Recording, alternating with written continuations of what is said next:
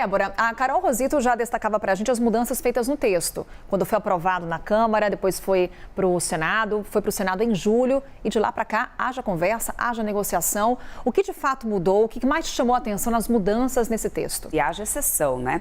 Eu separei alguns dos pontos, inclusive alguns já lembrados aí pela Carol, muito bem pontuados, porque são diferenças agora do que a gente via do texto aprovado na Câmara e que me chamam a atenção porque vai aumentando ainda um pouco mais essa tarifa no final das contas, que ainda existe uma dúvida. Qual será a alíquota final? Isso ainda está em questionamento, eu falo mais já sobre isso. O que acontece? O que agora a gente tem nesse texto do Eduardo Braga? Remédios que forem comprados pelo governo terão alíquota zero. Essa é mais uma exceção que entra agora. O botijão de gás terá um cashback. Eu lembro que a energia elétrica já estava, né, nessa questão do cashback. Eles vão usar o mesmo mecanismo, um mecanismo que ainda será definido lá na frente através da votação de leis complementares que determinarão esses mecanismos. Mais lá para frente será definido. Bancos e FGTS terão um regime específico. E os bônus de arrecadação, que no caso são os estados e municípios que conseguirem arrecadar mais, tiverem um melhor desempenho, terão bônus que entrarão aí nessa história. Ou seja, se a gente para poder analisar, a gente tem os 5 impostos que se reduziram ali em 2, que é o imposto dual, vai ser o IVA. A gente tem os regimes especiais, que no final das contas isso também será definido. Temos o comitê gestor, que também vai ficar fiscalizando como que será feito essa cobrança. Ou seja, a gente simplifica, mas está longe de ser o ideal da estrutura, porque hoje a gente já tem uma estrutura tributária muito complicada, em que as empresas precisam determinar muito tempo, ou seja, despender muito tempo, essa seria a palavra, despender muito tempo para conseguir se dedicar a responder todos os critérios tributários hoje. Então, assim, com essa reforma a gente pode ter mais eficiência das empresas. Maravilha. Mas, por outro lado, aí vem a questão do IVA. Eu conversei com alguns agentes de mercado, alguns economistas ontem no final do dia para entender o que eles estavam achando desse texto, com mais esses destaques aqui, com mais essas exceções que foram passadas agora na CCJ. Todos eles acreditam, em unanimidade, que a gente deve passar os 30% desse IVA. A expectativa agora é de 27,5%.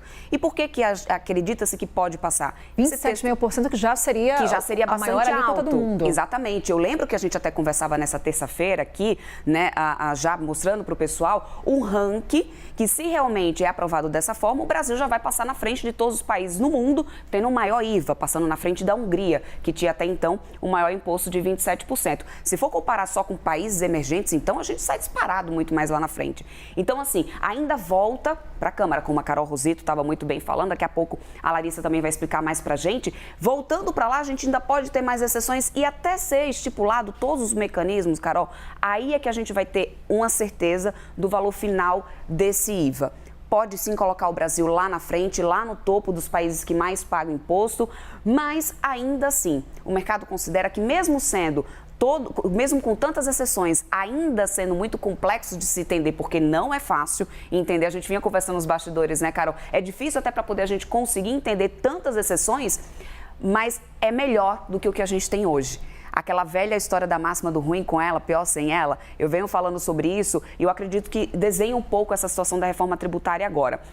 O imposto ainda vai ser alto, o IVA ainda é muito alto, mas ainda é melhor simplificar para que a gente melhore a produtividade das empresas. Vamos falar com a Larissa Rodrigues para entender um pouco também as articulações políticas em torno do texto. As modificações foram colocadas pela Débora Oliveira, pela Carol Rosito.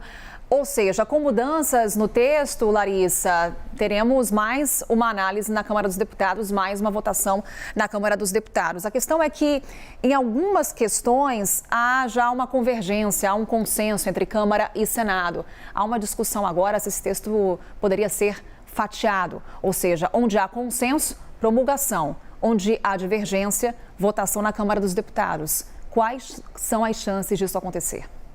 Já aconteceu outras vezes, né? Uma PEC você consegue promulgar, que é, né, a palavra que a gente usa, porque diferentemente de projetos de lei que precisa passar pela assinatura da Presidência da República para entrar em vigor, uma PEC, uma proposta que muda a Constituição Federal, ela não passa pelo Palácio do Planalto, ela é promulgada pelo Congresso Nacional. É o Congresso Nacional que coloca em vigor. E já aconteceu em outras propostas de emenda constitucional, isso de promulgar só a parte consensual, ou seja, o que Senado e Câmara chegarem a um acordo até aqui e que é igual o texto que foi aprovado de forma igual nas duas casas, poderia ser promulgado e entrar em vigor e depois passar por novas análises, outros projetos, os outros detalhes, melhor dizendo, para ver se a Câmara vai manter ou não o que o Senado modificou. Lira disse ontem, o presidente da Câmara, que isso seria possível. Pelo que eu escutei, não há um consenso muito sobre essa questão. Até mesmo o Palácio do Planalto teme que, se promulga só a parte consensual, outros detalhes que são importantes para o governo federal demore a ser analisado na Câmara dos Deputados com o argumento de que já se colocou em vigor a parte mais importante da reforma tributária. Um detalhe, por exemplo, que o Senado modificou é uma emenda ao texto, alterou, uma sugestão ao texto foi acatada, que ficou conhecida nos corredores ali do Congresso Nacional, inclusive, enquanto emenda Lula, porque teria partido do próprio presidente da República esse pedido, que é uma isenção fiscal a algumas montadoras que estão ainda se instalando no Brasil, em especial uma ali na Bahia, que argumentavam essas montadoras de automóveis que, se caso mudasse a maneira de tributos, ela perderia muito alguns incentivos fiscais e não seria viável se instalar.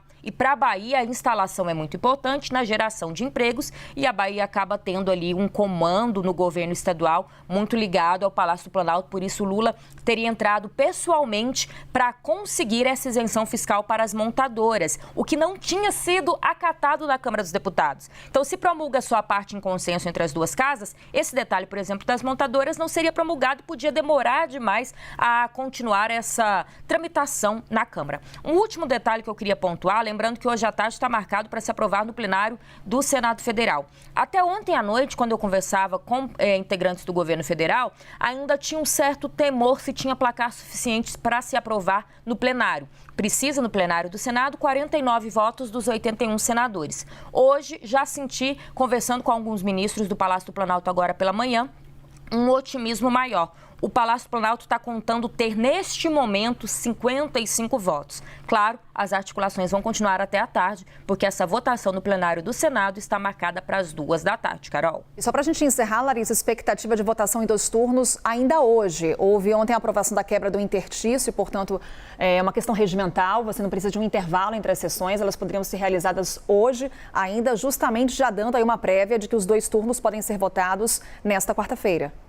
Ontem, essa quebra de interstício foi mais para que não fosse preciso 5 sessões de discussão entre a aprovação ali também na questão da comissão para aprovação no plenário. Mas há sim, respondendo a sua pergunta, uma expectativa de se quebrar o interstício também de um turno para o outro, ou seja, terminar essa aprovação hoje. Até porque, a gente lembra, tem muitos outros detalhes importantes para o Palácio do Planalto, outros projetos que precisa ter essa força, esse poder de articulação do Planalto para poderem ser aprovados. Alguns na Câmara dos Deputados que a gente fala daqui a pouco também, Carol.